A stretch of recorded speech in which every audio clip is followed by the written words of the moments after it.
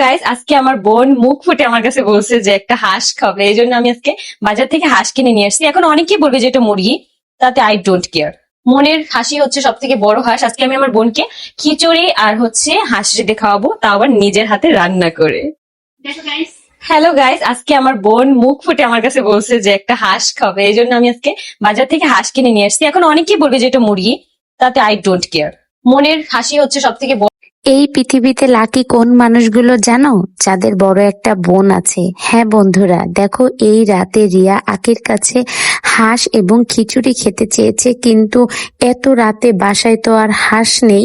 শেষে কিন্তু ফ্রিজে মুরগি ছিল, সেই মুরগি দিয়ে রিয়ার জন্য খিচুড়ি রান্না করে খাওয়াচ্ছে আখি।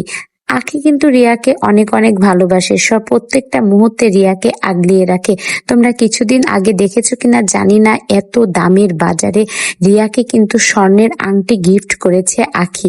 আর সেই বোন যদি হাঁস খেতে চায় খিচুড়ি দিয়ে, তা আখি খাওয়াবে না? এরকম তো হতেই পারে না।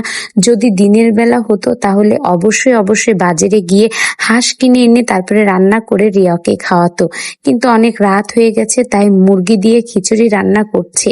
আখি কিন্তু গিয়েছিল কাকলি আপুর মেয়েকে দেখতে, সেখান থেকে ফিরতে ফিরতে দেরি হয়ে গেছে।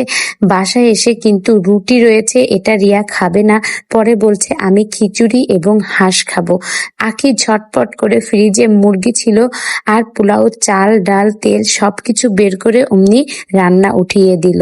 তো এই রকম শুধু আখিই পারে। বন্ধুরা, তোমরা এই বিষয় নিয়ে তোমাদের কি মত? তোমাদের মতামত কিন্তু কমেন্ট বক্সে জানাবা। আখি তার বোনকে কত ভালোবাসে, শুধু বোনকে না, মা বাবা ভাই এমনকি আয়াসকেও। তো আখি এভাবেই সামনের দিকে এগিয়ে যাক। ভিডিওটি যদি তোমাদের কাছে ভালো লেগে থাকে অবশ্যই একটা লাইক করবে।